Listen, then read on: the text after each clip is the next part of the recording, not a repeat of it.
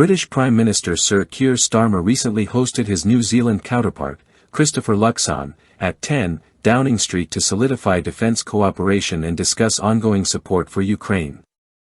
Prior to their bilateral talks, the two leaders jointly visited Operation Interflex, where soldiers from Ukraine are being trained by both British and New Zealand armed forces.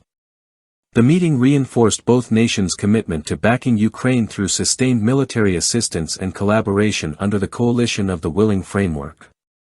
Starmer praised New Zealand's active role in multi-domain planning, from air and land to maritime and logistics. A major announcement during the visit was the UK's intent to award future defence contracts totalling £30 million to SYOS Aerospace, a New Zealand-based drone manufacturer headquartered in Hampshire.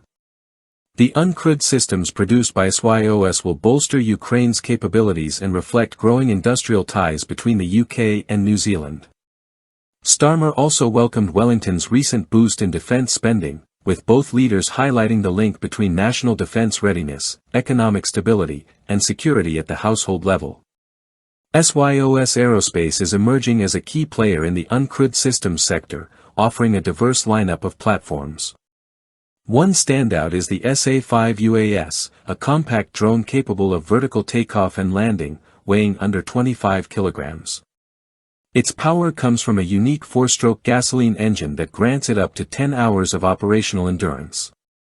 The SA-5 is designed for reconnaissance missions across both land and sea, featuring swarm operation capabilities and advanced navigation that doesn't rely on satellite GPS.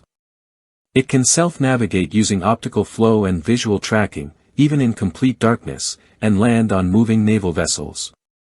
Another flagship product is the SA-200 UAS, a heavy-duty unmanned helicopter with a payload threshold of 200 kilograms.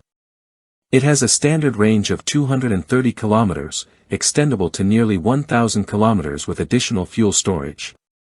Built for intelligence gathering, electronic warfare, and resupply missions, the SA-200 features robust military-grade components, anti-jamming systems, and encrypted communication links to withstand hostile environments and electronic interference.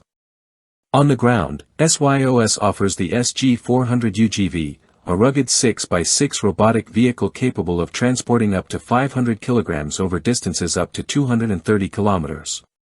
It can be fitted with tracks and is optimized for autonomous ISR missions, supply runs, and route clearing operations.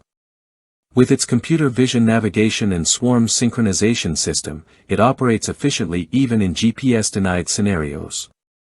Long-distance communication is secured through encrypted RF, LTE, and satellite channels. The company's maritime solution, the SM-300 USV, supports naval ISR, electronic warfare, and cargo missions.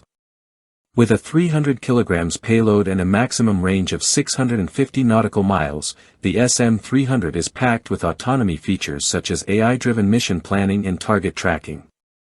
Its navigation stack includes satellite and visual positioning systems, enabling precise movements individually or within swarms.